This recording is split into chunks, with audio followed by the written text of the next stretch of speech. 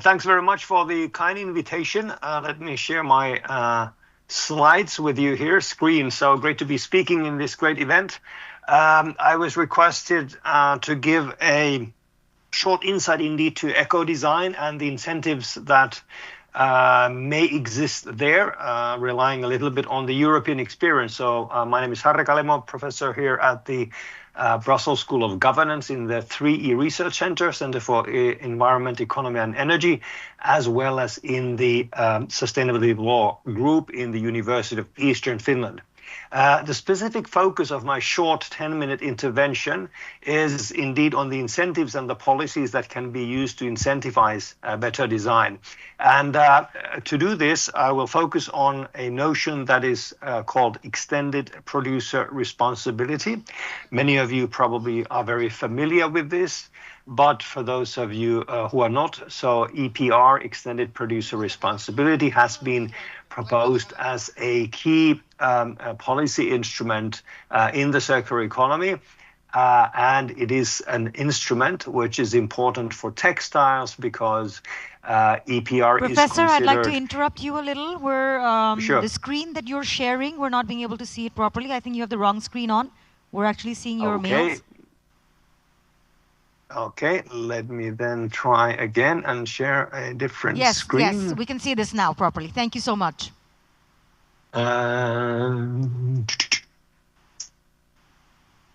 We can see it now. In the full presentation mode? Can you see it in the full presentation mode? Not yet. Okay. I think you'll need to give the full screen for that. Yes, we've got it. Thank you so much, Professor.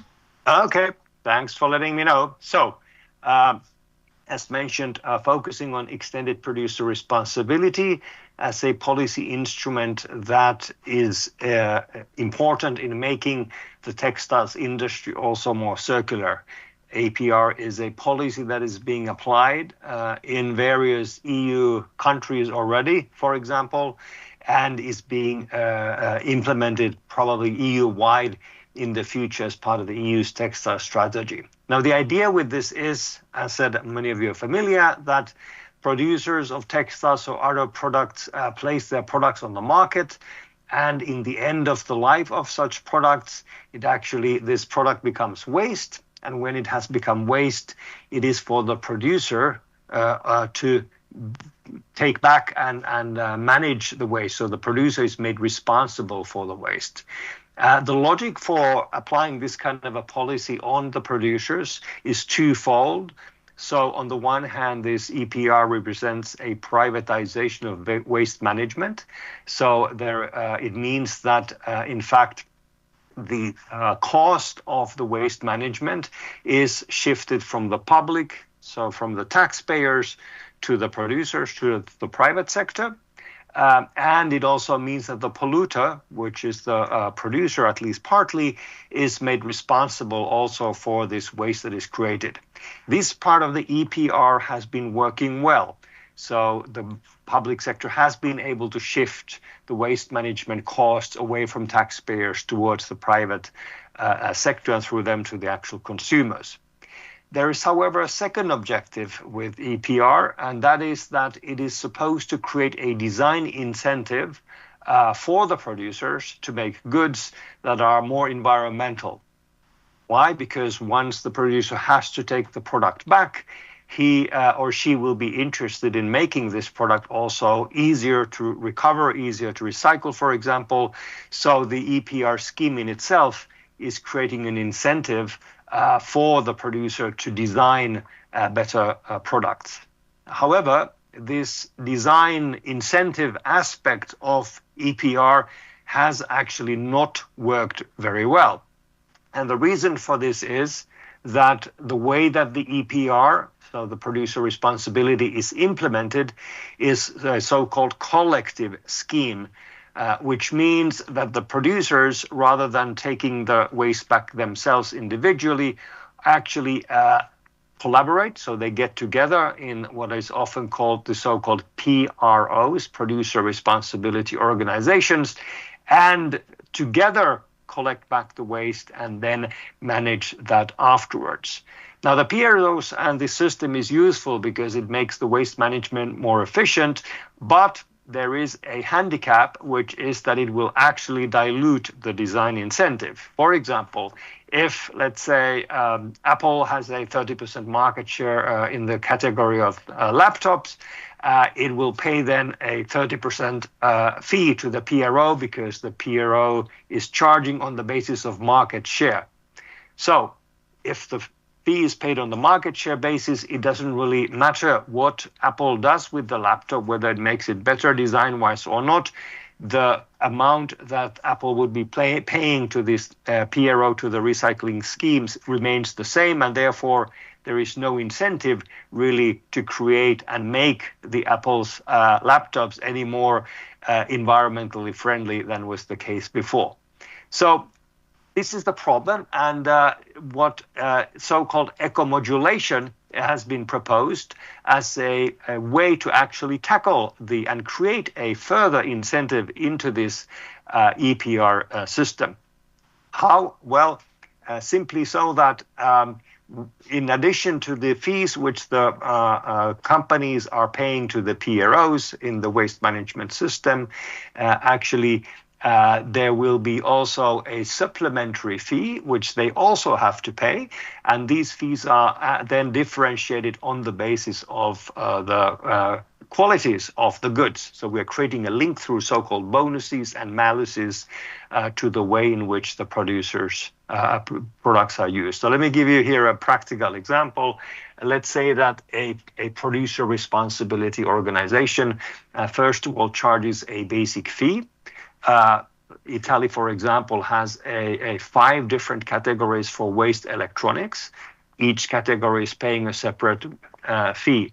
So this means that the fees that the producer is paying will vary on the basis of the product type and the product weight. So there are 2 ways to actually look at the qualities of the product, the type and weight. This makes it already a little bit more granular, this waste management fee that is being paid for. This granularity can be increased. We can see the second box here. Finland has 30 categories of products for waste electronics, not just 5, which means that there are further elements of granularity which can be applied per product. So again, it becomes more accurate what kind of a product design, how environmental the product design is when the waste management costs are being applied. The third box is then when we move from this granular waste management fees to the actual eco-modulation concept. So here we are, in addition to the separation or granularity of the waste costs themselves, adding a further cost or bonus on the product price.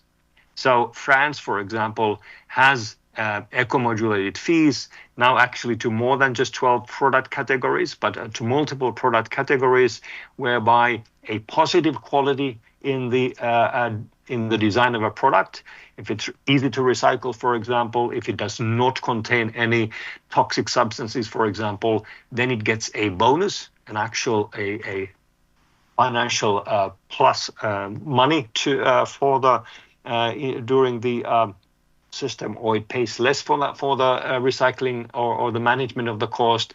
While if the reverse happens, if the product has some environmentally negative quality, it does contain, for example, materials that are difficult to recycle, or it contains toxic substances, then it will have to pay a penalty. So we can actually granulate this further and thereby further create design incentives for the products. Now, when creating such an eco-modulation policy in practice, the legislators have to look into various things. They have to think about which products they apply to, what objectives actually these penalties and bonuses apply to. Is it about recyclability? Is it about substances, etc.? So these are the kind of the elements which one has to go through when setting it up.